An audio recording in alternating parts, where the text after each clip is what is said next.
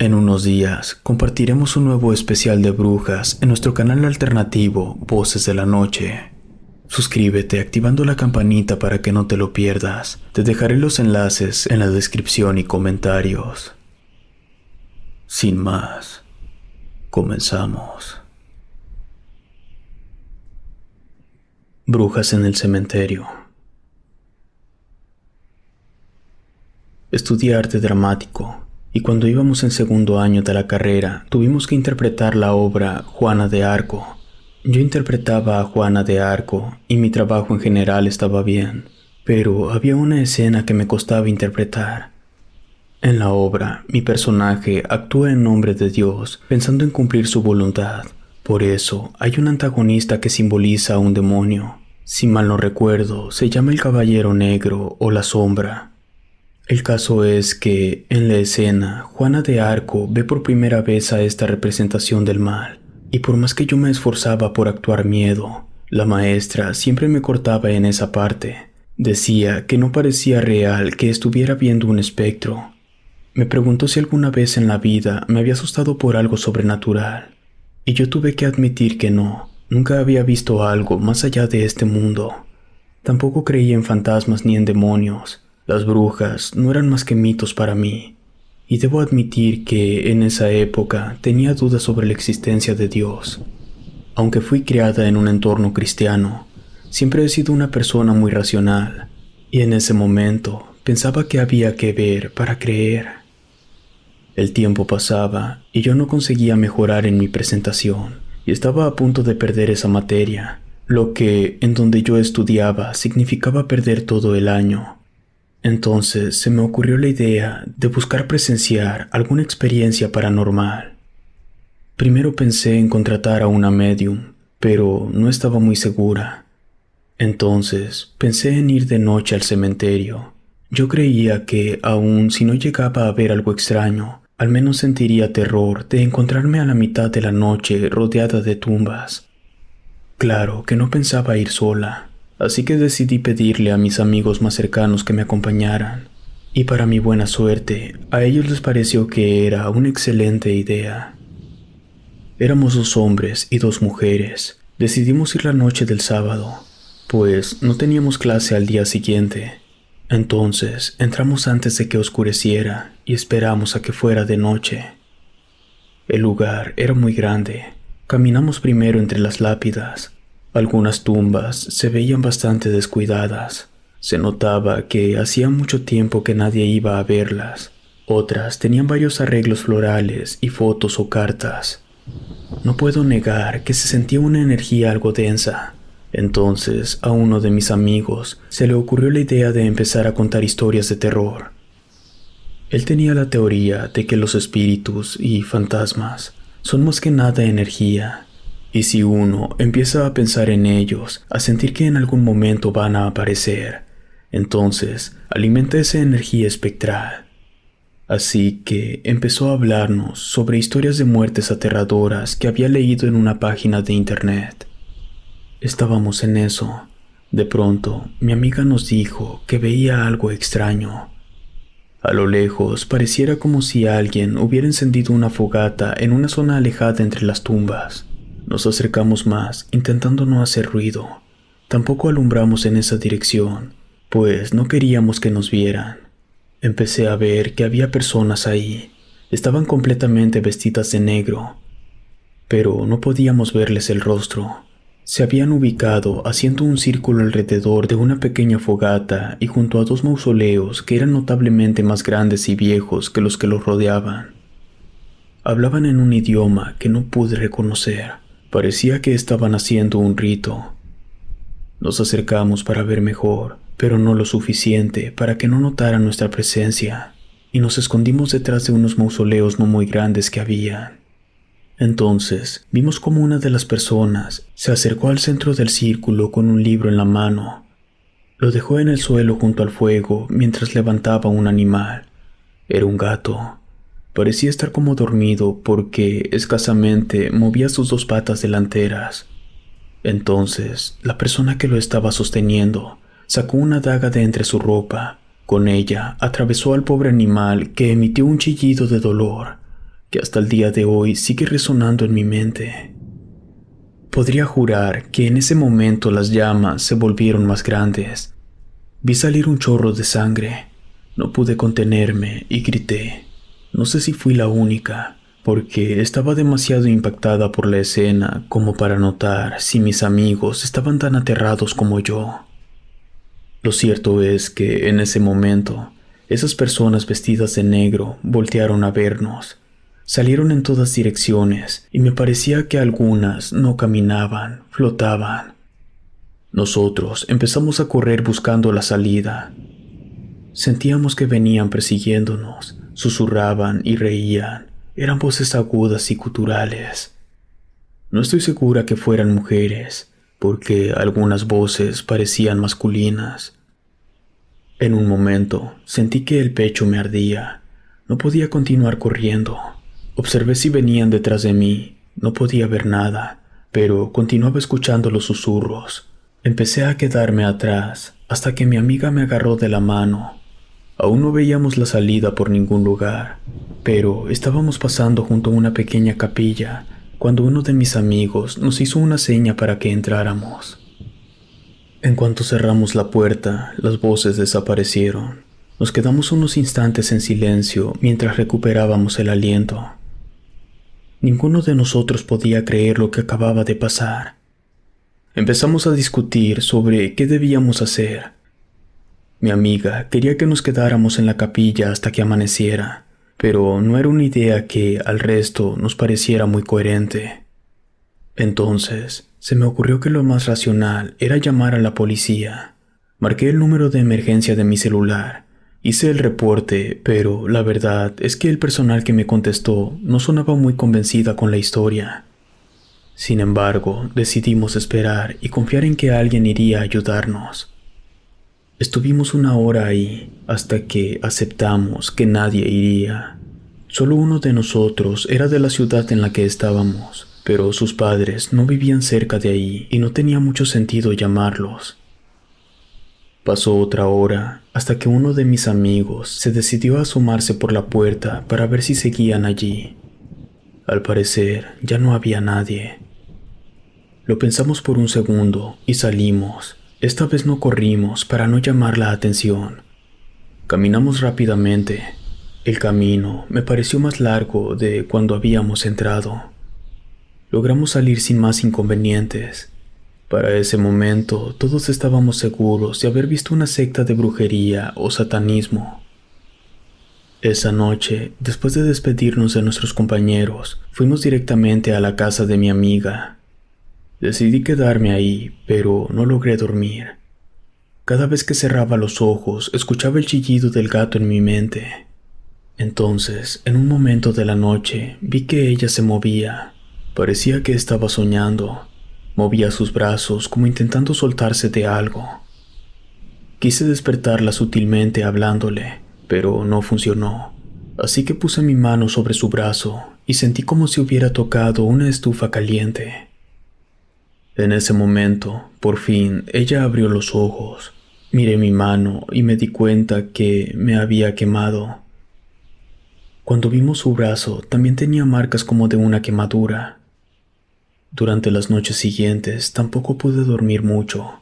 Lograba conciliar el sueño por un par de horas, pero siempre soñaba con el rito y las brujas del cementerio. A todos los que habíamos ido ese día nos estaba afectando de esa forma, pero uno de mis amigos se llevó la peor parte.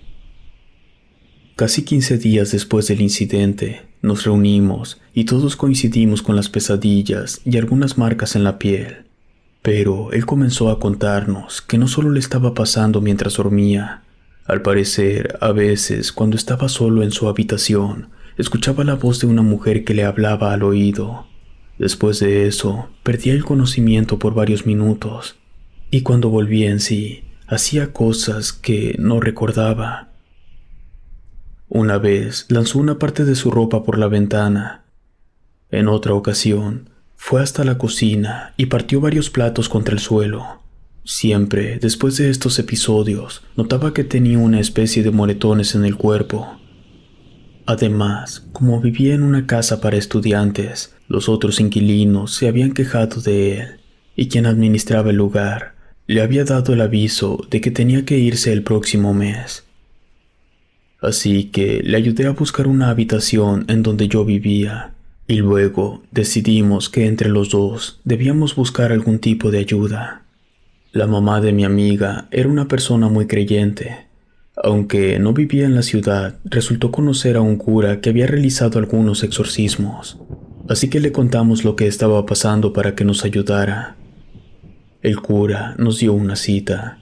Era bastante lejos de donde estudiábamos, pero aún así fuimos hasta la parroquia en la que él trabajaba. Allí le contamos todo lo que habíamos visto y las cosas que estaban ocurriéndonos. El párroco dijo que por lo que describíamos, habíamos presenciado un rito de reafirmación de poder, pues lo que se cree es que las brujas y los brujos cuando hacen esto es porque han hecho un pacto con el diablo. Es él quien les otorga poder y a cambio la secta debe realizar algunos sacrificios de sangre cada cierto tiempo, algunas veces con animales, y aunque en la actualidad es menos común, también lo hacen con humanos. Dijo que lo que nos estaba ocurriendo era una especie de maldición por haber perturbado la ceremonia. Sin embargo, las maldiciones no nos afectan a todos por igual. Hay almas que son a veces más abiertas tanto al ámbito espiritual como a las malas energías. Se ofreció a ayudarnos. Nos pidió ir una vez por semana, realizar oraciones y rociar el lugar donde vivíamos con agua bendita.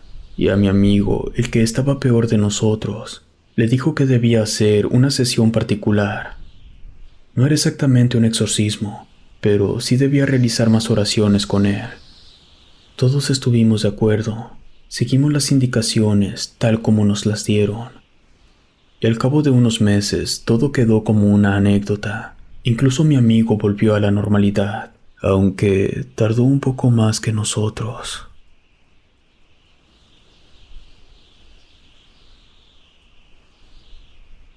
Cuando renuncié a la magia.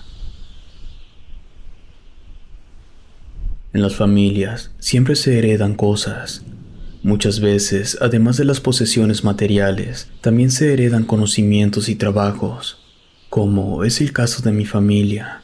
Se dice que muchos de nosotros poseemos un don que nos permite ver y hacer cosas que las personas comunes no pueden. Nos llaman brujas, adivinas, chamanes, entre otros tantos nombres. Lo cierto es que, así como algunos son zapateros y luego el negocio lo pasan a sus hijos, mi madre es bruja, lee cartas, la mano, ve el futuro, hace trabajos de amor, entre otras cosas. Fue mi abuela la que le enseñó, y luego ambas me enseñaron a mí. Al principio me parecía emocionante. Luego fui aprendiendo que era una gran responsabilidad, pues la verdad es que quienes tienen este conocimiento pueden engañar, mentir y hacer mucho daño a otras personas.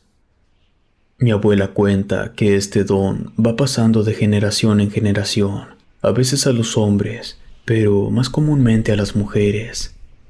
Ella me contaba que todo había empezado con un antepasado, una mujer indígena que era la hija de un chamán. Fue durante una época posterior a la llegada de los españoles al continente. Dice que ella se enamoró de un gitano que venían en un barco proveniente de España. Tuvieron una relación, pero el hombre había prometido casarse de regreso. Estuvieron en una relación, pero el hombre había prometido casarse al regresar a su país. Sin embargo, decidió quedarse con ella y romper su promesa. Así que de esta unión nació un linaje de brujas y adivinos.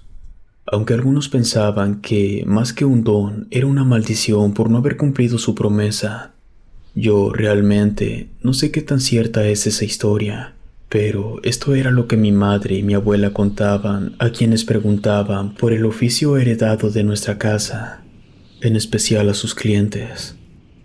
El caso es que yo me crié viendo esto, que mi madre era algo así como una bruja, y desde pequeña aprendí a leer la mano y las cartas. Lo veía como un pasatiempo, Además, a mis amigas les gustaba y siento que de alguna manera esto hizo que las personas me respetaran o quisieran juntarse conmigo. Un día nos dejaron una tarea. Debíamos hacer una exposición en grupos. Por alguna razón que ya no recuerdo, dejamos el trabajo para lo último. Así que el día anterior a la entrega, acordé con mi grupo que nos quedaríamos en mi casa para hacer el trabajo y no tener problema. Éramos 4 amigas. Recuerdo que tardamos varias horas en terminar, pero al hacerlo decidimos relajarnos y ponernos a hablar, hasta que una de ellas me pidió que les leyera el futuro. Empezamos con el péndulo a adivinar cuántos hijos tendríamos. Supongo que muchas niñas a esa edad suelen hacer esto como un juego. Por lo general se utiliza una aguja colgada de un hilo, pero yo tenía un péndulo hecho en vidrio de color negro que mi abuela me había regalado. Como siempre, le pedí a una de mis amigas que extendiera la mano y que no debía estar ni muy distraída ni completamente cerrada. Entonces hay que disponerse energéticamente. Le pedí que pensara con intensidad en su futuro y se concentrara. Luego puse el péndulo sobre la palma de su mano.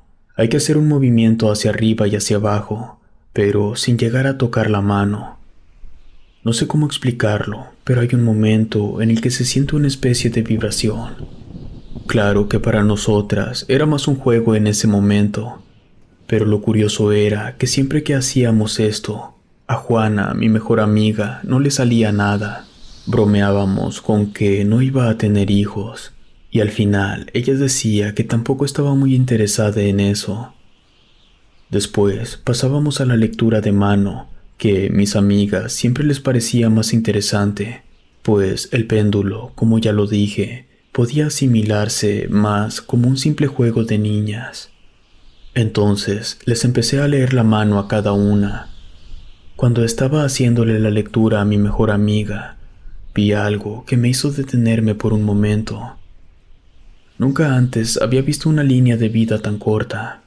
De hecho, antes de ese día, no recordaba que ella la tuviera así.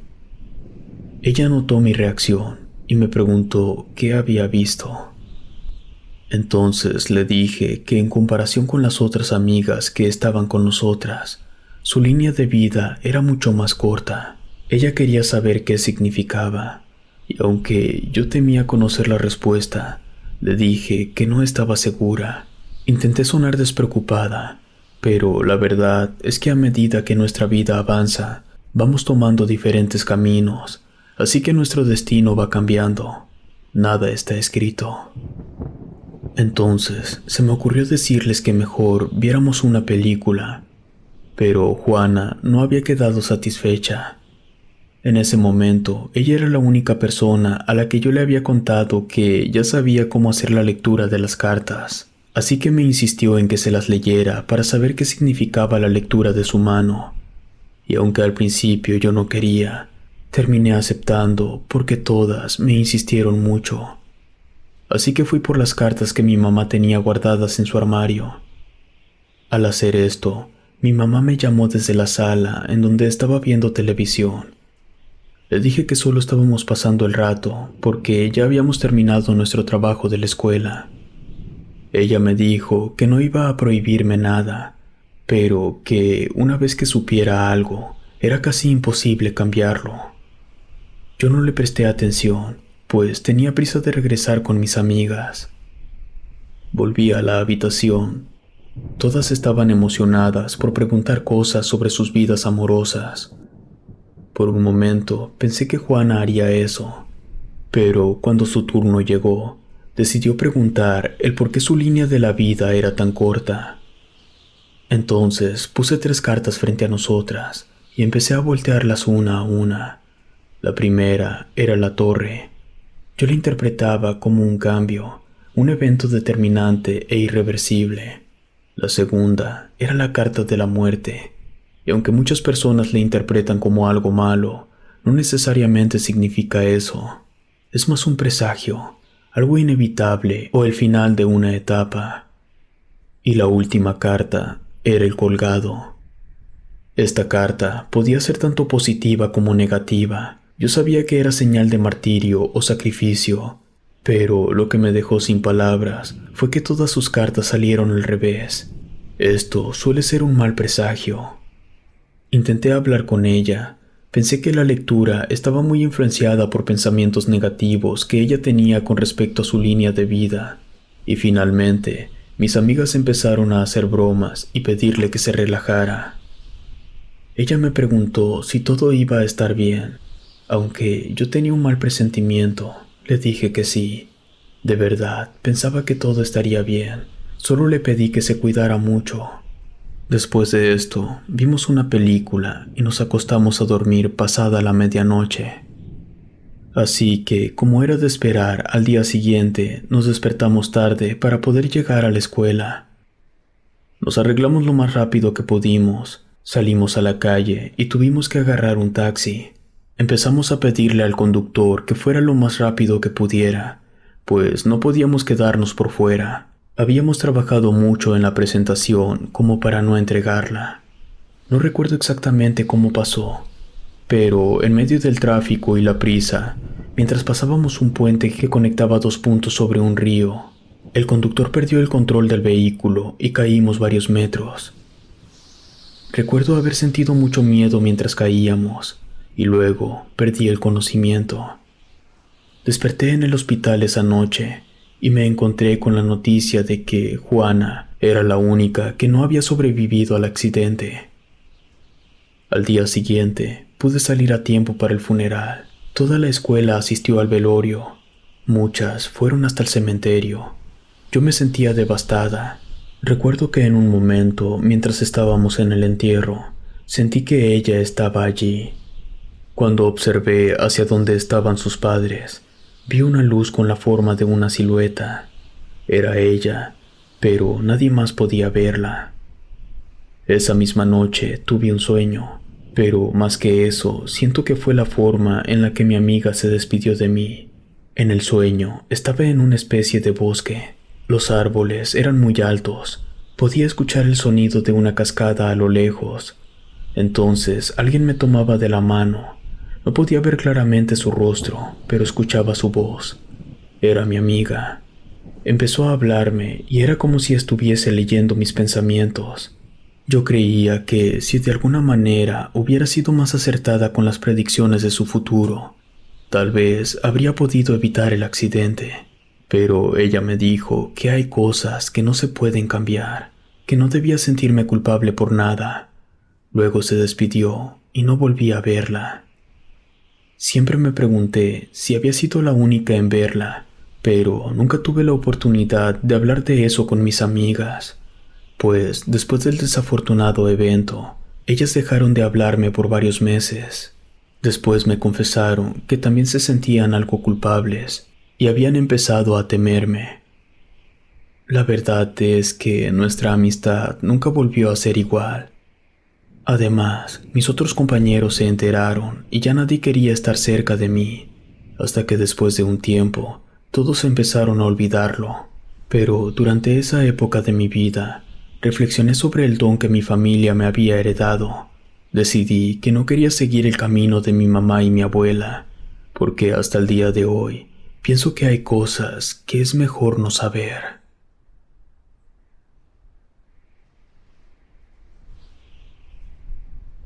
La bruja y el nahual. Mi familia tiene un rancho con una siembra de café. Ahí nos criamos mis 4 hermanos y yo. Aún vivo aquí con mis padres y 2 de mis hermanos, pero como soy el mayor, fui el que tuvo que enfrentarse primero a las labores de aprender a dirigir la casa y la siembra. Mi padre me enseñó todo lo que sabía, e incluso las supersticiones que tenemos en el campo. La verdad es que sí se ven y se sienten más cosas que en las ciudades. Mi abuela decía que era porque allá la gente está demasiado distraída en otras cosas como para notar lo que hay a su alrededor. Yo sí creo mucho en lo que la gente cuenta, aunque no siempre fue así. Cuando empecé a trabajar con mi papá, todas esas supersticiones me parecían cosas de viejos, pero luego pasó lo del nahual y la bruja. En esa época se estaban haciendo algunos arreglos a la casa. y además mi papá había adquirido más terreno para cultivar café, así que había más trabajadores de lo habitual. Recuerdo que había uno que le tenía fobia a las cabras, y por casualidad siempre se encontraba alguna en el camino a su casa después de la jornada de trabajo, pero en general ese hombre no parecía una persona extraña ni nada por el estilo. Un día, ese mismo trabajador no fue a cumplir sus labores. Nos parecía extraño, pues esperábamos que si había tenido algún inconveniente, al menos se tomara la molestia de avisarnos, pero no fue así. Pasó todo el día y nadie sabía de él, hasta que llegada la noche recibimos la visita de dos colegas que tenían las casas más cercanas a la nuestra. Ellos pedían hablar con mi papá. Decían que era un tema serio, de vida o muerte. Él me dejó estar en esa reunión improvisada, pero yo no esperaba escuchar lo que venían a contarnos. Ellos estaban convencidos de que había un nahual viviendo entre esas tierras. En principio, ellos decían no tener nada en contra de esas criaturas, pero el problema era que el animal se metía en sus cultivos y dañaba gran parte de sus productos. Además, que les dejaba una maldición para que el resto de su cosecha fuera deficiente y tuvieran que venderla por un precio mucho más bajo de lo habitual. Mi padre les preguntó por qué estaban seguros de que un nahual era la causa de eso. Entonces, ambos coincidieron en que habían estado viendo una criatura con cara de coyote de un tamaño monstruoso y con partes de hombre. Él les dijo que nosotros hasta ese día no habíamos visto nada, ni tampoco teníamos problema con nuestra producción de café. Entonces los dos hombres revelaron lo que en verdad querían decirle a mi padre. Ellos estaban convencidos de que el nahual era uno de nuestros trabajadores, pues siempre se le veía horas después de terminar nuestra jornada laboral, y les parecía demasiada casualidad que nuestro terreno fuera el único que no había sido afectado. Mi papá intentó hacerlos entrar en razón, pero uno de ellos le dijo que él sabía que uno de sus empleados había sido acusado hacía años de ser una especie de brujo y de usar magia negra. Yo no tenía idea de lo que estaban hablando, pero por la expresión que tenía mi padre, era evidente que él sí sabía.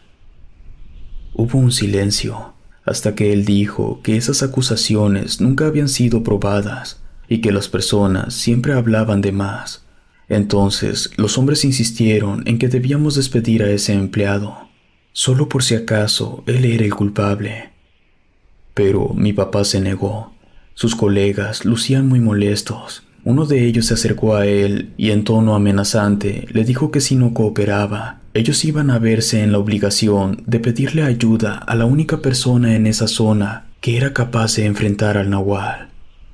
Después de decir esto se fueron. Esperé unos minutos y le pregunté a mi padre si él sabía de quién estaban hablando.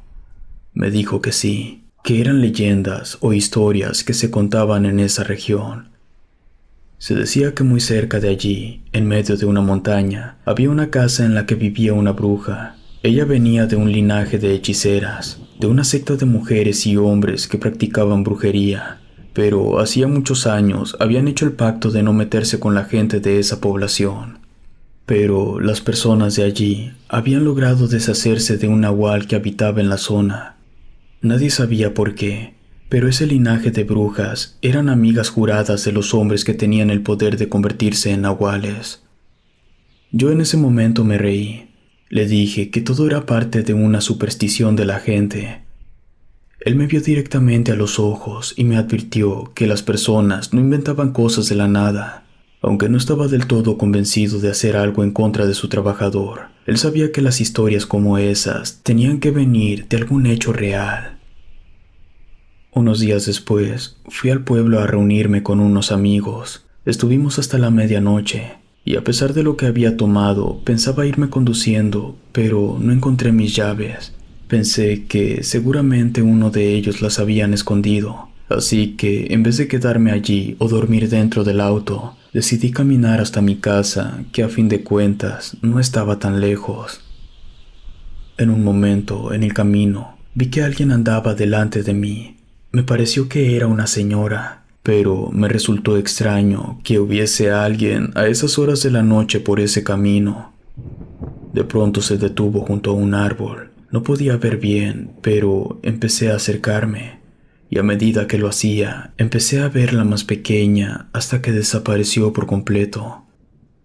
En cuanto llegué al lugar junto al árbol, miré para todos lados intentando encontrar a la extraña, pero en su lugar noté que había una cabra blanca al otro lado del camino. En ese momento me pareció algo gracioso. Seguí caminando y me percaté de que el animal me seguía. Sin embargo, yo estaba feliz y relajado por la noche que acababa de pasar con mis amigos, así que no le vi nada de malo encontrarme un animal en medio de la noche. La cabra me siguió hasta que llegué a mi casa, y después de ese día, continué viéndola de vez en cuando entre los cultivos cuando el sol se ocultaba. Una semana después, estaba buscando a mi padre, pero no lograba encontrarlo. Le pregunté a mi mamá por él y me dijo que había salido. Ella se veía algo preocupada, así que le insistí para que me contara a dónde había ido. Al final me dijo que se había reunido con los colegas que habían ido días antes a hablarle sobre su empleado, al que no habíamos visto desde ese día. Esperamos un poco más de una hora hasta que mi padre regresó. Aún no había oscurecido, tenía mucha prisa y me dijo que saliera pronto, pues teníamos que ir a un lugar. Salí enseguida, conduje lo más rápido que pude por donde me indicaba, hasta que en un momento empecé a ver mucha gente que caminaba en sentido contrario al nuestro. Le pregunté para dónde íbamos, pero no me respondió nada. Después de un par de kilómetros llegamos a un lugar en donde había mucho humo. Parecía que había un incendio. Nos bajamos del auto y vi a los dos colegas con los que hablamos antes. Uno de ellos se acercó a mi papá y le dijo que esa era la mejor decisión. Empecé a entender en dónde estábamos. Al ver los restos de lo que parecía ser una casa pequeña, el techo se había quemado y había ceniza por todo el lugar. Era muy difícil respirar. Había que cubrirse la ropa y la nariz con la ropa que teníamos puesta para no ahogarnos. Entonces, en lo que parecía haber sido una puerta, vi un animal. No estaba seguro, pero me pareció que era una cabra. Un momento después, noté que el hombre que le había hablado a mi papá estaba mostrándole una libreta. Mi padre la observó por un momento. Tenía dibujos de animales y lo que parecían ser instrucciones. También tenía símbolos extraños que no supe qué significaban. Entonces el hombre nos dijo que ese libro era del empleado de mi padre y lo utilizaba para transformarse, y ellos también iban a quemarlo. Antes de irse, le dijeron que aunque no le guardaban rencor, él debía asumir las consecuencias de no haberlos ayudado. Le recordaron que habían perdido casi 3 cosechas enteras cada uno. Después, uno de ellos miró hacia los escombros de la casa e hizo una señal como despidiéndose de alguien. Miré en esa dirección y noté que una persona estaba viendo hacia donde estábamos. Era una mujer vestida de blanco. Tenía el cabello negro y de color oscuro. Sentí un deseo incontenible de acercarme a ella, pero en cuanto di el primer paso, mi padre me sujetó del brazo y me dijo que debíamos irnos en ese momento. Ese día, antes de entrar a la casa, él me hizo jurar que no le contaría nada de lo ocurrido a mis hermanos. Cumplí mi palabra y francamente no volví a mencionar el tema. Después de eso, perdimos 3 cosechas. Hubo que pedir préstamos, gastar los ahorros y vender parte de nuestras tierras. Yo no podía dejar de pensar que eso tenía que ver con lo que nos habían advertido nuestros colegas, pero mi padre insistió en que si nos manteníamos firmes, pronto nos recuperaríamos. En cuanto al trabajador que decían que era un nahual, nunca volvimos a saber de él, y de la bruja se dice que aún vive en medio de la montaña. Algunos cuentan haberla visto vistiendo un abrigo de piel de coyote. Otros dicen que siempre la sigue un animal que camina en 2 patas, pero nosotros nunca volvimos a mencionar el tema.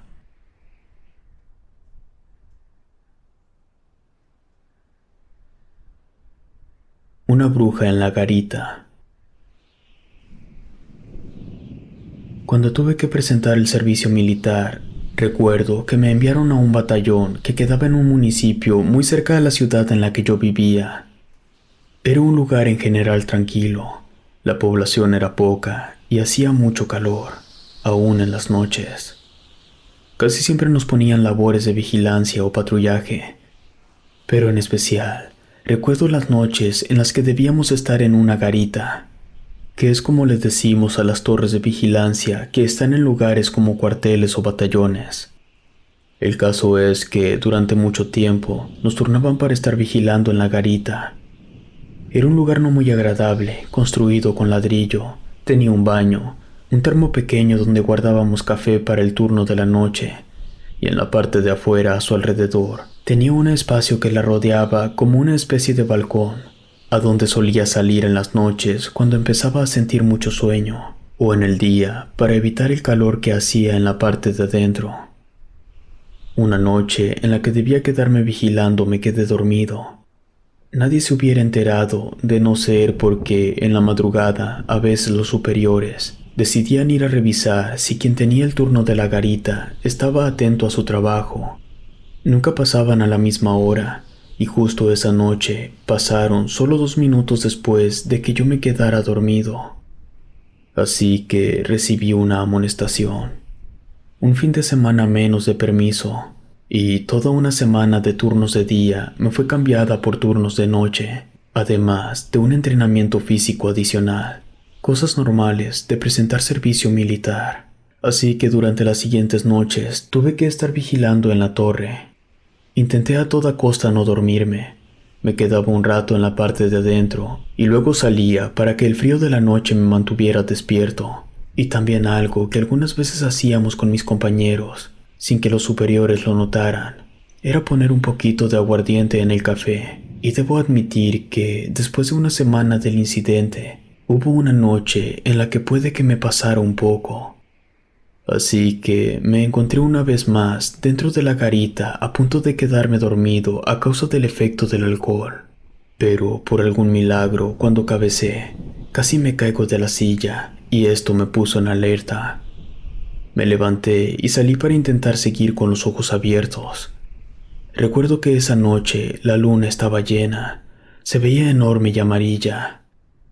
Todo estaba en silencio cuando noté que un árbol muy alto, tan alto como la garita, pero que estaba alejado por varios metros, se empezó a mover como si hubiese un animal. Entonces vi claramente cómo una especie de ave se asomaba por entre las ramas hasta pararse en la punta del árbol. No podía reconocer qué especie de ave era. Al principio pensé que era un zopilote, pero mucho más grande. Tenía el cuello anormalmente largo, pero por la oscuridad de la noche y la distancia no pude distinguirla con claridad. Estaba observándola cuando, de un momento a otro, saltó desde la copa del árbol y abrió sus alas, que también eran enormes. La vi alzarse con la luna de fondo, hasta que aterrizó detrás de unos arbustos no muy altos. Esperé por unos segundos intentando divisar en dónde estaba el animal. Escuché un sonido como una especie de zumbido, y de pronto vi que de los arbustos salió una mujer a medio vestir. No pude ver su rostro, y no creo que ella hubiese notado mi presencia. El caso es que la mujer salió caminando hacia el lado contrario del batallón, y yo me quedé allí sin poder explicar lo que acababa de ver. En ese momento, uno de mis superiores me llamó. Estaba detrás de mí, había subido a ver que yo estuviera haciendo mi trabajo. Me preguntó si esa noche estaba alerta y si había visto algún movimiento extraño. Yo preferí decirle que todo estaba bien, pues después de la sanción que me habían hecho, no quería que pensaran que estaba enloqueciendo. Al día siguiente, mientras comíamos, le conté lo que había visto a 2 de mis compañeros. Ellos, como era de esperarse, se rieron, hicieron bromas sobre que el encierro me estaba afectando. Al final, también acabé riéndome con ellos y seguí mi vida como si nada. Estuve varias noches observando el árbol en donde yo creía haber visto el ave, pero no volví a verla. Intenté olvidar el suceso, hasta que una tarde, uno de los compañeros a los que les había contado mi relato, me dijo que alguien más había presenciado lo mismo que yo. Incluso había contado que el ave hacía un ruido como un zumbido, justo antes de caer y transformarse en mujer. A partir de ahí, empezamos a creer que había una bruja que se transformaba frente a la garita, pero aún no estábamos seguros de por qué lo hacía en ese lugar. Tampoco sabíamos cada cuánto lo hacía, o si tenía una fecha en especial para transformarse. Pero desde ese momento, empezamos a prestar más atención a lo que pasaba en las noches, no por temor, sino por curiosidad. Una mañana, cuando otro compañero llegaba de hacer su turno en la garita, nos dijo que también la había visto. Él era de ese pueblo en el que estábamos. Estaba convencido de que era una bruja, pues cuando era niño, su abuela le contaba que en esa población vivían unas brujas que podían transformarse en aves. Decían que volvían por épocas, porque hacía muchos años los habitantes habían agarrado a una de ellas. Por poco la quemaban viva, porque la culpaban de haber dañado algunos cultivos y matar varios animales. Pero al final la mujer había escapado, y desde ese momento no se les veía muy seguido. Solo aparecían para hacer bromas de mal gusto o llevarse el ganado. Al menos eso era lo que decían. Entonces mi compañero mencionó que lo más impresionante había sido ver al ave encontrarse con la luna llena.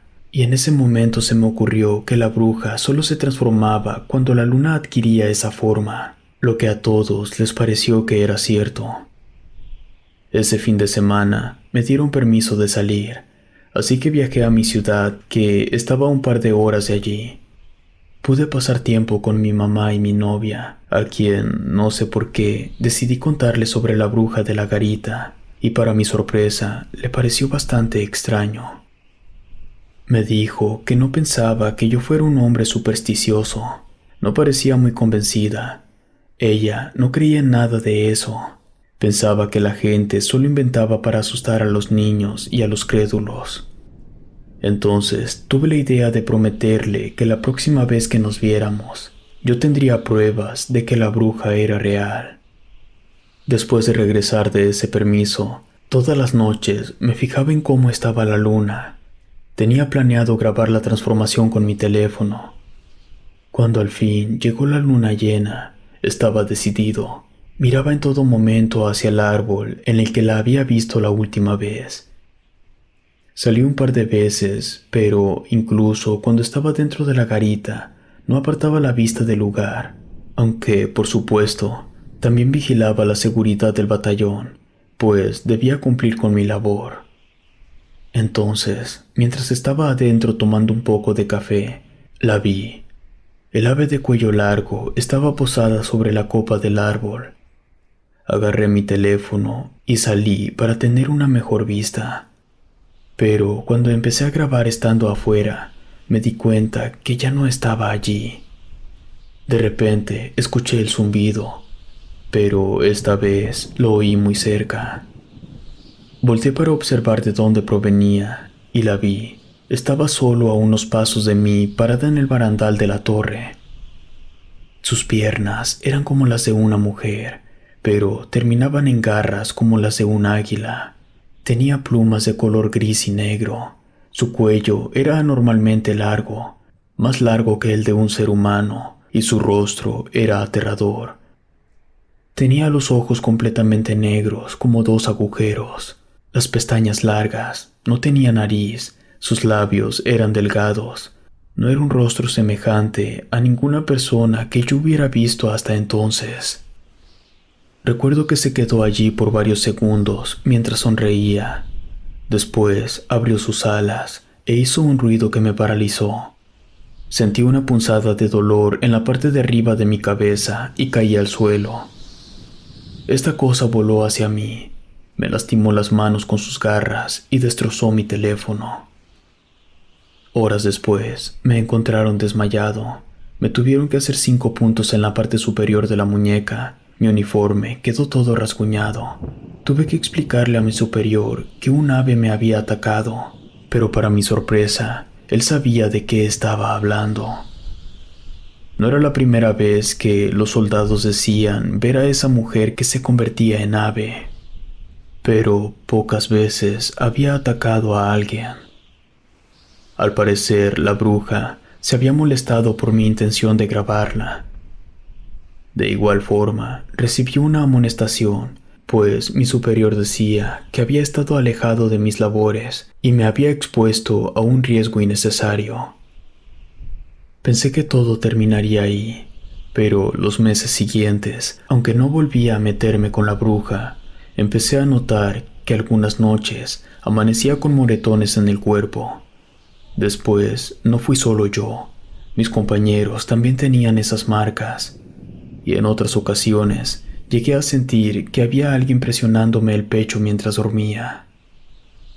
Cuando esto pasaba, yo intentaba moverme, pero estaba completamente paralizado y escuchaba el horrible chillido que el ave hacía en las noches.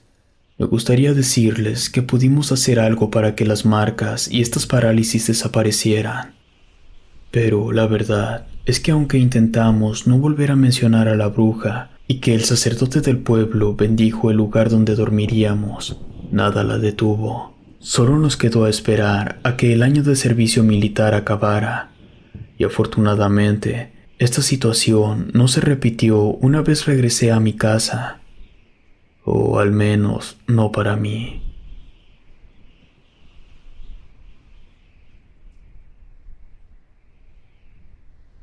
Pueblo fantasma. Cuando era joven, hice un viaje con mi mamá y mi abuelo.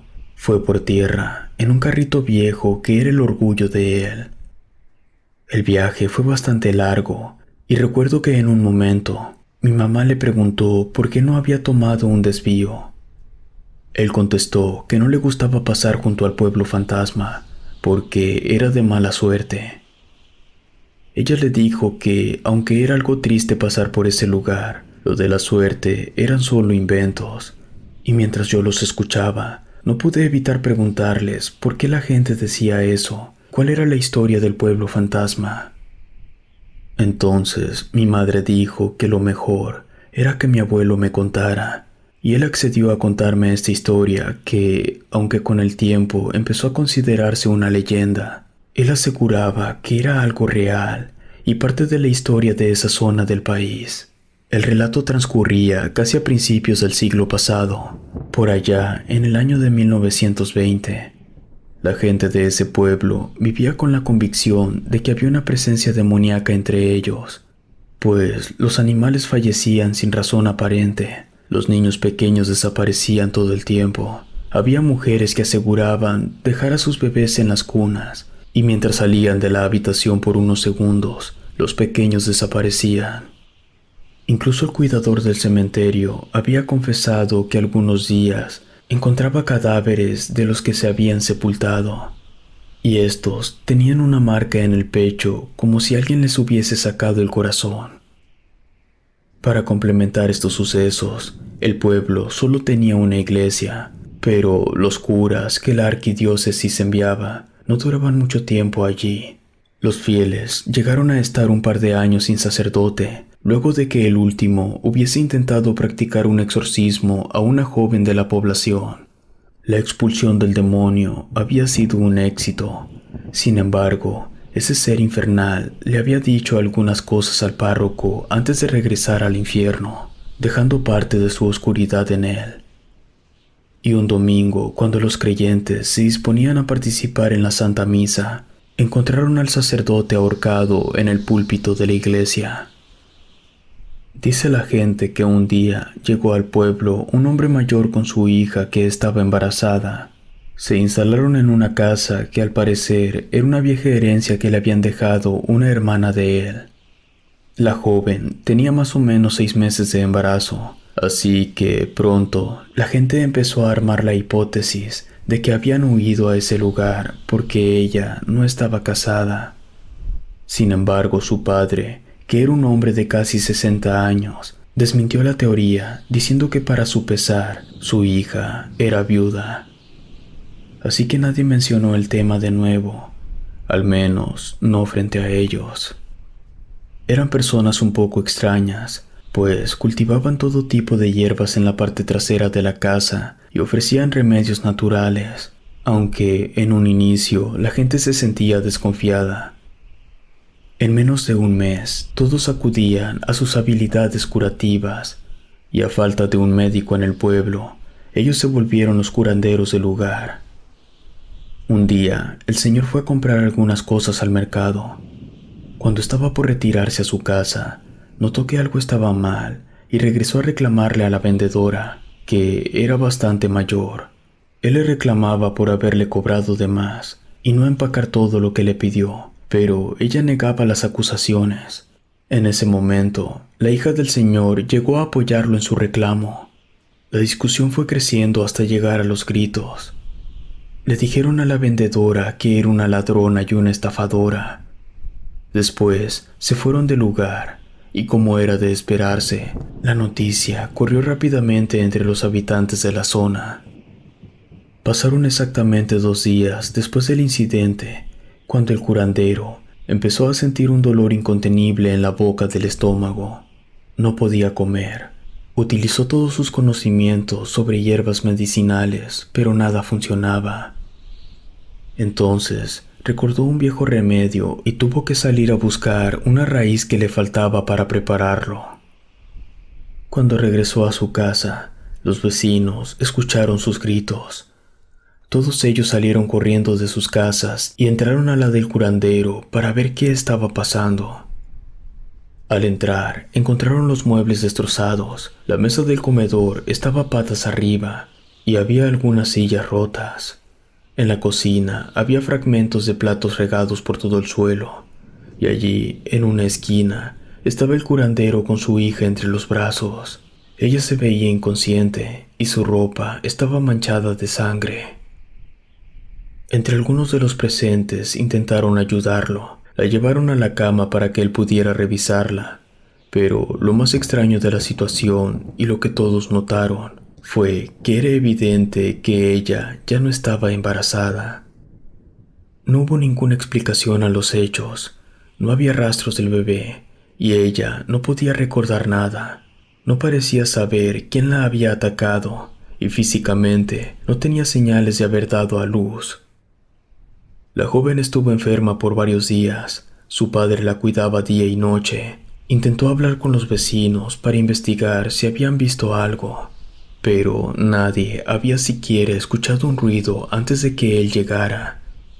Sin embargo, empezaron a contarle sobre los eventos que sucedían desde hacía años en esa población. Las desapariciones y todos los sucesos que ellos consideraban paranormales. El curandero era un hombre sabio y entrenado para combatir maldiciones y brujería. Así que pronto estuvo seguro que tanto sus problemas de salud como la situación de su hija eran causados por un tipo de magia oscura. Esa noche, la joven tuvo mucha fiebre. En un momento empezó a delirar. Decía que veía un espectro en la esquina de su habitación. Su padre le pidió que lo describiera, y ella le dijo que era un animal con partes humanas. Tenía los ojos blancos y el pelaje negro.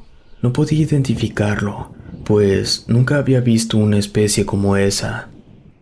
Sin embargo, por más que el curandero observaba a su alrededor, no lograba ver nada. Al día siguiente, ella falleció. El hombre parecía estar devastado, pero también se sentía decidido a encontrar al responsable de la muerte de su hija. Así que continuó hablando con las personas del pueblo. Todos tenían historias que contarle sobre familiares desaparecidos o fallecidos en circunstancias poco comunes. Su estado de salud continuaba empeorando. No podía comer y el dolor en el estómago era insoportable. Tuvo que permanecer en cama. Empezó a tener fiebre igual que su hija, y entonces lo vio, el mismo animal que ella había descrito. Estaba ahora parado junto a la cama observándolo. El curandero, con las fuerzas que le quedaban, encendió un sahumerio que había preparado cuando empezó a sospechar lo que le estaba ocurriendo. Se puso a rezar en latín. Nadie sabe con exactitud cuál fue el rito que ese hombre llevó a cabo, pero todos aseguran que esa tarde tembló en el pueblo. Lo siguiente que la gente escuchó fue un grito gutural. El curandero salió de su casa arrastrando una criatura que no era humana, pero tampoco se parecía a ningún animal conocido. Él empezó a gritar que había atrapado a la bruja que mató a su hija, la misma responsable de décadas de desapariciones de niños y bebés, la autora de muertes inexplicables, la que sacaba los corazones de los muertos, quien atormentaba con pesadillas los sueños de los pobladores de ese lugar, y quien no permitía que hubiera sacerdotes en el pueblo. Por unos minutos, las personas se quedaron paralizadas escuchando lo que el curandero estaba gritando, sin poder dejar de ver ese extraño ser que arrastraba por las calles del pueblo. Entonces, poco a poco, la gente empezó a salir de sus casas y se unieron a él, siguiéndolo hasta la plaza central. Todos estaban hambrientos de venganza por haber perdido a alguien querido a manos de ese ser. Así que lo ataron a un poste que había en la esquina de la plaza. Para ese momento, la bestia habló, suplicó por su vida, tenía la voz de una mujer mayor. Todos empezaron a ver cómo su rostro se transformaba hasta que la conocieron. Era la vendedora que, días antes, se había peleado con el curandero y su hija. Pero la gente no se detuvo. Con una furia mayor, empezaron a lanzarle rocas. Le gritaban que era una bruja, mientras a sus pies ponían madera y trozos de paja y papel. Ella dejó de rogar y empezó a reír. Los maldijo y les juró que no tendrían descanso. Sufrirían un destino peor del que ella le había dado a sus hijos. Las personas, después de oír esto, encendieron el fuego. Los días siguientes, todo parecía estar en calma, aunque ya nadie quería pasar junto a la plaza central. Pasaron meses sin que hubiera desapariciones. La gente evitaba hablar de lo que le habían hecho a la bruja, hasta que un día, una plaga empezó a dañar los cultivos. Por más que lo intentaban, no lograban que la plaga desapareciera. Después, la comida comenzó a escasear. Algunos tomaron la decisión de irse, pero otros resistieron en sus casas y se acostumbraron a tener menos comidas al día. Eso no fue lo peor de todo. Un tiempo después hubo un incendio. Nadie sabe qué o quién lo ocasionó, pero la mitad de las casas se quemaron antes de que pudieran controlar el fuego. Muchos fallecieron y muchos otros se fueron. Al final, los pocos que quedaron viviendo allí murieron de viejos o por enfermedades que no podían combatir con los recursos que tenían. Y pronto, el rumor de que ese lugar estaba maldito se expandió por toda la región. Las personas dejaron de transitar por allí, y dicen que fue después de eso que empezaron la construcción de una nueva vía que evitara que los viajeros atravesaran ese lugar. Hay quienes afirman que el cuerpo de la bruja sigue atado en la plaza del pueblo, pero nadie se ha atrevido a entrar para comprobarlo.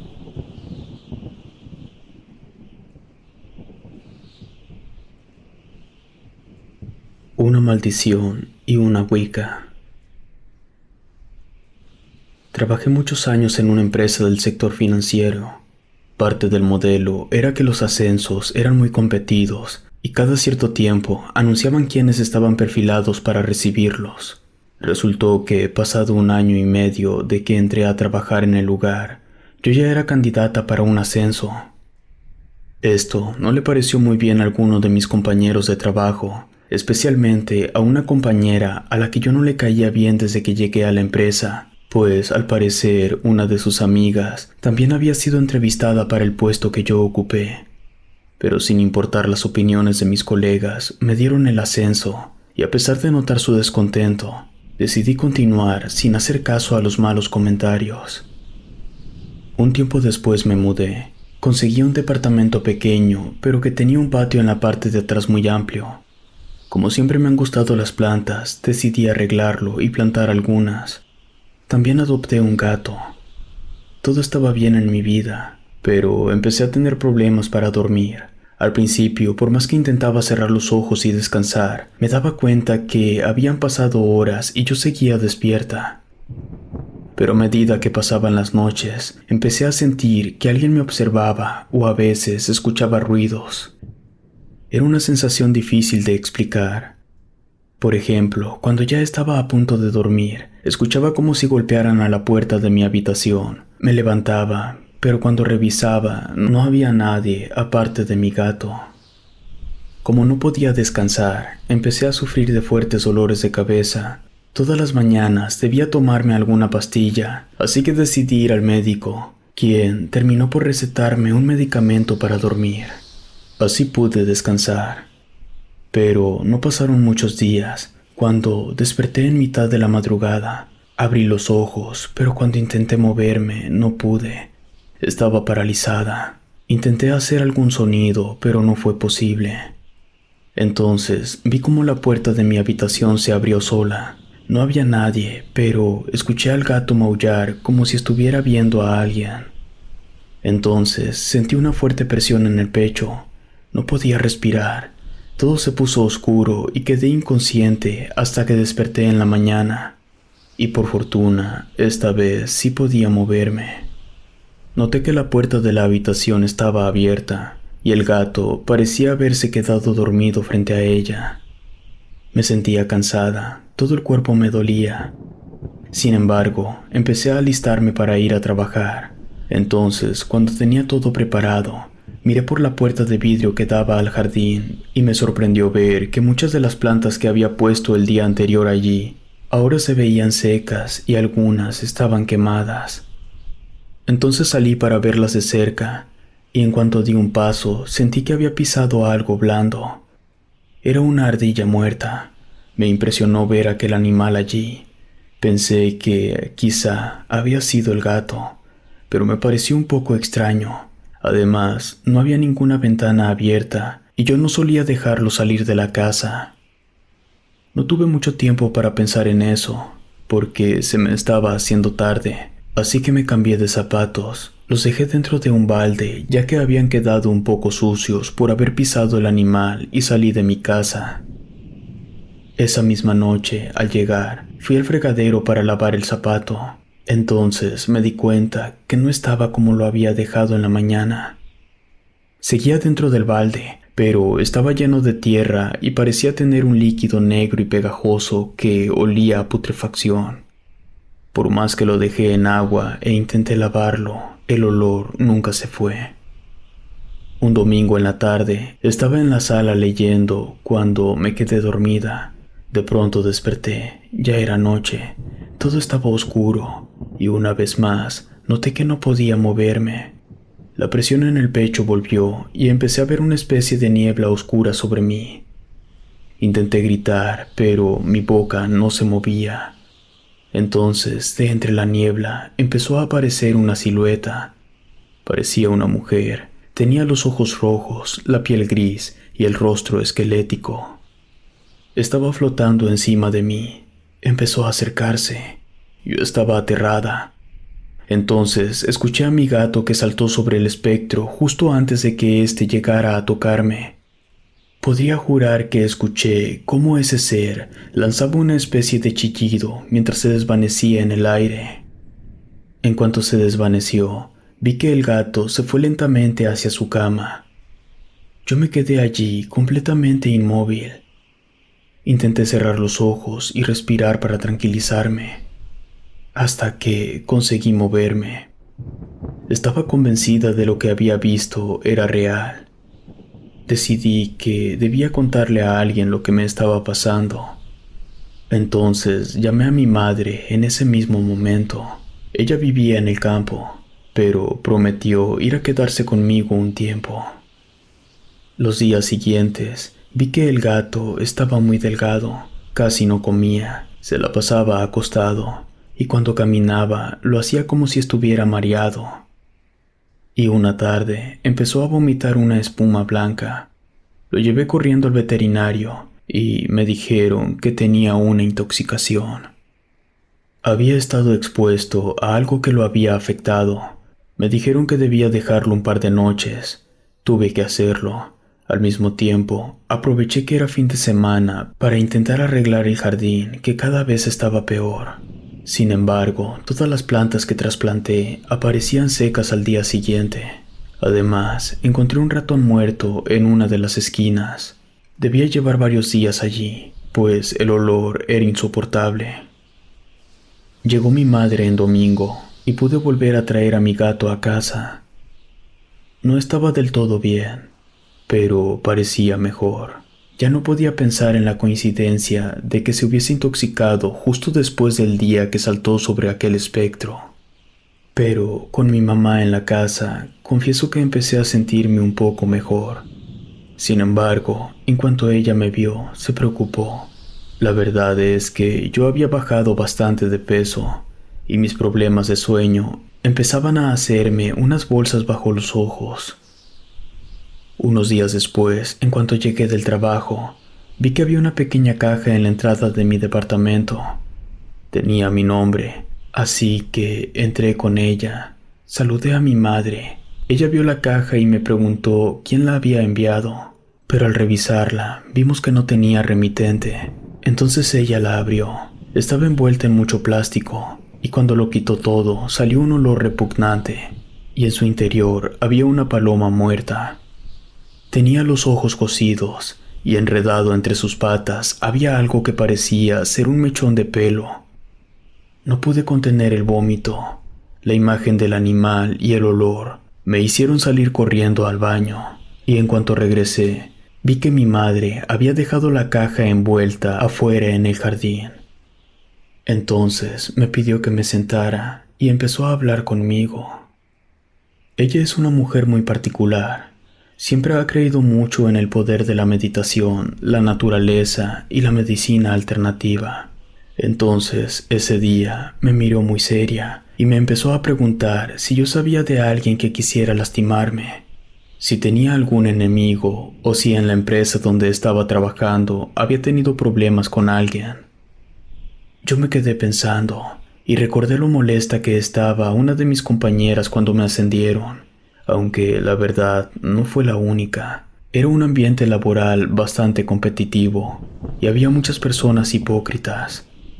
No entendía por qué mi mamá me hacía esa pregunta, hasta que me dijo que ella estaba convencida que todas las cosas que me estaban pasando eran resultado de una maldición o algún tipo de brujería oscura que alguien me estaba haciendo. En ese momento recordé que en una ocasión había escuchado a la compañera de trabajo con la que no me llevaba bien, recomendándole a otra colaboradora que contactara a una persona que podía ayudarla a que su pareja no se alejara de ella. No sé por qué no había pensado antes en eso, pero era muy posible que estuviese haciéndome todo esto por venganza o por envidia. Sin embargo, no sabía qué hacer. No podía ir con mi jefe y exponerle una situación así, porque seguramente terminarían tomándome por loca y perdería mi trabajo. Pero entonces mi mamá me dijo que tenía una amiga que podía ayudarnos. En ese momento no me gustó mucho la idea. No quería que, después de todo lo que estaba pasando, una persona extraña que seguramente también hacía brujería entrara a mi casa. Pero estaba desesperada y decidí confiar en la opinión de mi mamá. Esa semana empecé a notar que el cabello se me estaba cayendo en cantidades anormales. Intenté mantener la calma hasta que llegara el fin de semana, pues la persona que mi mamá había contactado dijo que iría ese sábado. Cuando llegó, vi que era una mujer muy amable. No debía tener más de 50 años. Primero me pidió que le contara todos los detalles, incluso los que yo pudiera pensar que no tenían nada que ver con el problema. Ella me escuchó atentamente y me dijo que estaba de acuerdo con mi mamá. Alguien estaba usando magia para dañarme, posiblemente una bruja, y yo la había visto el día que mi gato se enfermó. solo que no en su forma física. Me explicó que ella era una Wicca. Algunos también les dicen brujas o hechiceras, pero ella utiliza su magia para el bien. Salimos al jardín y allí fue donde la Wicca me dijo que debíamos empezar. Nos pidió cerrar los ojos y concentrarnos en imaginar que todas las plantas florecían de nuevo. Mientras nosotras hacíamos eso, ella pronunciaba unas palabras. En ese momento, sentí que el viento empezó a soplar con más fuerza y entonces comenzó a llover. También vio al gato. Ella opinaba que el animal, por defenderme del espectro, había sido afectado. Me hizo tomar nota de unas plantas para prepararle unas aguas que lo ayudarían. La verdad es que ella me dio mucha esperanza. Se comprometió a ir otros días para ayudarme. Dijo que debíamos realizar algunos sahumerios y rituales para hacer una limpieza energética. También me entregó un amuleto para colgarlo en la pared donde daba la cabecera de mi cama. Por último, me pidió que intentara meditar, rezar o algo en lo que yo creyera para acercarme a mi lado espiritual. Fue un proceso largo, pero gracias a la Wicca, al fin logré liberarme de la maldición.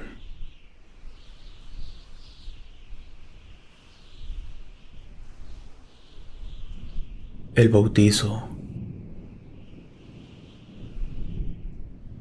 Tengo 3 hijos. Cuando el menor de ellos nos presentó a su novia, me pareció que era una joven encantadora, con mucho carisma y también muy inteligente. No era muy creyente, pero mi hijo tampoco lo era, a pesar de que lo criamos enseñándole nuestra fe. Lo importante es que, como era de esperarse, después de un tiempo se fueron a vivir juntos, y un año después de eso, supe que iba a ser abuela por 3ª vez, pues mi hijo mayor tenía gemelos. Tuvieron una niña. Mi nieta era muy despierta desde pequeña. Dijo sus primeras palabras y caminó antes de 1 año. Fue entonces cuando empecé a notar que ella tenía algunas actitudes extrañas. Un día, cuando la niña iba a cumplir 2 años, yo estaba cuidándola mientras sus papás trabajaban. Mi esposo había salido, así que solo estábamos las dos en casa. Ella estaba con sus juguetes en la sala. Yo me levanté un segundo a la cocina y trataba de no perderle la vista, cuando me di cuenta que había dejado de jugar y estaba parada frente a la pared susurrando algo. Tenía los ojos cerrados y cuando me acerqué más, vi que estaba haciendo una forma con su mano, como juntando algunos de sus deditos, y con ellos apuntaba hacia su pecho. Le pregunté qué estaba haciendo. Ella me miró y empezó a reírse. Luego me dijo que estaba rezando, pero lo dijo como si fuera algo obvio. Yo me quedé sin saber qué decirle, hasta que le pregunté quién le había enseñado a rezar así. Entonces me dijo que su abuela Mita, así era como ella llamaba a su abuela materna. Cuando llegó mi hijo, le conté lo que me había dicho la pequeña. Me dijo que iba a hablar con la mamá de la pequeña, pero que no me preocupara. Seguramente solo era un juego de niños. Después de eso, no dejaron a mi nieta conmigo durante mucho tiempo. Cuando iba a visitarlos o ellos venían a verme, vi a la pequeña haciendo de nuevo ese gesto con sus manos, pero mi nuera siempre decía que últimamente le gustaba jugar así. Casi 6 meses después de eso, organizamos un viaje con mis otros hijos. Rentamos una casa en una zona cálida. Los niños se divirtieron, aunque mi nieta no pasaba mucho tiempo con sus primos. Pensamos que era por la diferencia de edad, pues en esa época ella tenía 2 años y medio, y los gemelos acababan de cumplir 6. Un día antes de irnos, me di cuenta que la niña estaba en el jardín jugando con algo en su mano, pero no había nadie poniéndole atención, así que me acerqué a ella para ver qué estaba haciendo. Entonces me di cuenta que lo que tenía en la mano era una paloma muerta. Ella me sonrió, pero yo di un pequeño grito y le pedí que la soltara. En ese momento, sus padres se acercaron para ver qué estaba pasando. La niña me dijo que no podía soltar la paloma porque era un obsequio que tenía que llevarle al Señor. Mi hijo, al oírla decir esas palabras, le preguntó de qué señor estaba hablando, pero la pequeña no contestó. Entonces, su madre molesta le insistió que soltara el animal. Ella le hizo caso y ambas entraron a la casa. Ese mismo día por la noche, busqué a mi hijo para hablar sobre las cosas que estaba haciendo mi nieta. Y entonces me contó que la situación cada vez era más extraña. No solo había visto a la niña haciendo esos gestos con sus manos, a veces la veía hablando sola. Al principio él pensaba que era algo normal de la edad y la imaginación, pero le llamaba la atención que siempre que le preguntaba con quién estaba hablando, ella respondía que era con el Señor. Y cuando mi hijo intentaba indagar más, ella se negaba a explicarle quién era ese Señor del que hablaba. En una ocasión, la encontró jugando con una cucaracha muerta. Decía que debía entregarla como un regalo. Él había tenido muchas conversaciones con mi nuera al respecto, pero sentía que ella le restaba importancia. A veces discutían, pues mi hijo empezó a notar que cada vez que dejaban a la pequeña con su abuela materna, estos comportamientos se incrementaban. Mis padres me dieron una educación católica y así crié a mis hijos. Sin embargo, nunca me metí en cómo ellos educaban a mis nietos, pero esa noche decidí preguntarle a mi hijo si ellos le habían enseñado algo sobre la fe, o si incluso se habían planeado en bautizar a la pequeña. Entonces, mi hijo me contó que su mujer le había insistido en que ella se quería ocupar de ese aspecto de la educación de la niña, y al fin habían acordado que, cuando ella fuera más grande, podría elegir en qué creer. Eso me pareció sensato, pero no podía dejar de pensar que había algo sospechoso en la petición de mi nuera y la forma en la que actuaba su hija. Pasó un tiempo después de eso, hasta que un día recibí una llamada de mi hijo. Me dijo que tenía algo urgente que contarme, pero que debía ser en persona. Le pedí que viniera a la casa, pero me dijo que le avisara cuando yo estuviera sola. Por alguna razón, prefería que mi esposo no supiera lo que iba a contarme, así que acordamos vernos en la tarde del siguiente día, pues era miércoles y es el día de la semana en el que mi esposo siempre salía al billar. Cuando llegó, vi que traía una maleta. Antes de entrar, observó para todos lados frente a la puerta de la calle, y cuando entró, también revisó por entre las cortinas de la sala, como si pensara que alguien podía estar siguiéndolo. Le pedí que se sentara y me dijo qué estaba pasando. Entonces abrió la maleta. Había mucha ropa de él dentro. Me dijo que el día anterior había notado que una de sus camisas tenía un hilo salido. Cuando lo agarró para cortarlo, descosió parte de la costura del puño de la manga y notó que un mechón de pelo había salido.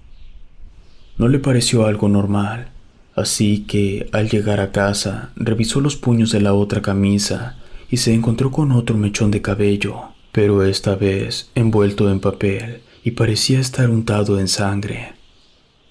En ese momento había decidido empacar algunas prendas y quería que yo le ayudara a revisarlas. Así lo hicimos y encontramos más cosas similares. Entre las costuras de sus camisas y pantalones habían mechones de pelo, papeles, incluso algodón con sangre. Me contó que su suegra pasaba mucho tiempo en la casa ayudando a cuidar a la niña y a veces era ella quien lavaba la ropa entre semana. También me contó que una vez ella le había dado un obsequio, una colonia, la que solía usar siempre, pero me dijo que la primera vez que la olió le pareció que tenía un aroma diferente. Además, la tapa estaba dañada, pero ella le dijo que el frasco ahora venía así. Le pregunté si pensaba que su mujer era parte de esto, pero él me decía que no estaba seguro. Ella siempre le había parecido una persona muy amable y decente, y la verdad es que a mí también me parecía una mujer muy agradable. pero no estábamos seguros de nada. Estuvimos un tiempo hablando sobre qué hacer al respecto, y mientras tanto íbamos cayendo en cuenta de cosas que habían pasado. Por ejemplo, le recordé que después de que nació la niña, ellos pasaron por problemas en su relación y llegó a pensar en separarse. Pero de un momento a otro, él había cambiado de opinión y parecían más enamorados que nunca. Al final de esa tarde, acordamos que lo más importante era el bienestar de la niña. Mi hijo me pidió que hablara con el párroco de la iglesia. Me pidió que fuera muy discreta, y si él sugería que lo mejor era bautizarla, yo me encargaría de hacerlo sin que nadie supiera. Al día siguiente, fui a hablar con el cura. Le conté todo lo que había pasado. Él me dijo que en efecto a mi hijo le estaban haciendo brujería, un tipo de amarre, y en cuanto a los comportamientos de la pequeña, me contó que hace muchos años había escuchado hablar de un caso similar. Había unas sectas de brujas satanistas que heredaban sus enseñanzas de una generación a la otra, y él tenía la teoría de que la mamá o la abuela estaban preparando a la niña para que al crecer pudiera realizar el pacto con el infierno, que le permitiría adquirir sus poderes. Esta información me dejó sin palabras. Yo quería ayudar a mi hijo y a mi nieta, así que le pedí que nos orientara para saber qué hacer. Me sugirió que bautizara a la niña. Se ofreció a ayudarnos a hacer la ceremonia discretamente, y en cuanto a mi hijo, me dijo que la situación era un poco diferente, pues él era un hombre adulto y debía decidir por sí mismo si terminaba con esa relación. En ese caso, debía deshacerse de todas las cosas que ella le hubiera regalado, realizar oraciones y rociar agua bendita en sus cosas. Esa misma noche le conté a mi hijo lo que me habían dicho en la iglesia. Él me pidió que me encargara de llevar a la niña para la ceremonia de bautizo y me aseguró que había decidido separarse. Realizamos el bautizo de mi nieta. Después de eso, pareció dejar de lado el comportamiento extraño que tenía. Pasaron casi 2 semanas cuando, un día en que la niña estaba conmigo, mi hijo y su mujer llegaron a mi casa por ella. Noté que habían discutido. Entonces, antes de irme, mi nuera se acercó a mí y me preguntó si era verdad que yo había llevado a la niña a bautizar. Me quedé callada, pero ella insistió en que le dijera la verdad, y acabé por decirle que sí. Entonces ella enloqueció. Empezó a gritar y a discutir con mi hijo. Yo agarré a mi nieta y me fui con ella a la habitación para que no tuviera que presenciar esa escena. Un rato después vino mi nuera y se disculpó conmigo. Me dijo que mi hijo le había contado todo lo que habíamos descubierto, así que nos pidió que nos quedáramos esa noche con la niña en mi casa, pues ella debía ir a ver a su mamá. Al parecer, ella no sabía nada al respecto a la brujería que le estaban haciendo a mi hijo. O eso fue lo que nos dijo. Ella regresó esa noche. Al día siguiente fuimos a la casa de mi hijo. Allí descubrimos que la ropa de mi nuera ya no estaba. Llamamos a casa de su madre, pero nadie contestó el teléfono. Pasó toda la tarde y no teníamos noticias suyas. Entonces mi hijo decidió ir a la casa de su suegra. Estaba abandonada. Él se veía muy preocupado, así que decidió llamar a la policía. Justo cuando se acercaba al teléfono, entró una llamada. Escuché a mi hijo suplicarle que lo pensara bien, que pensara en su hija, pero la conversación no duró más de 1 minuto. Ella le dijo que no la buscara más, que debía irse, y lo culpaba por haber arruinado el futuro de su hija. Después de este incidente, le pedí a mi hijo en que vinieran a vivir con nosotros. Nuestra casa tenía espacio suficiente, y así yo podría ayudarlo a cuidar a la niña mientras él estuviera en el trabajo. Actualmente, mi nieta tiene 12 años, y hasta el día de hoy, no volvimos a saber nada de su madre ni de su familia materna. Si te gustó esta historia, suscríbete activando la campanita para que no te pierdas lo mejor de Rede. Gracias por escucharnos. Relatos escritos y adaptados por Luna.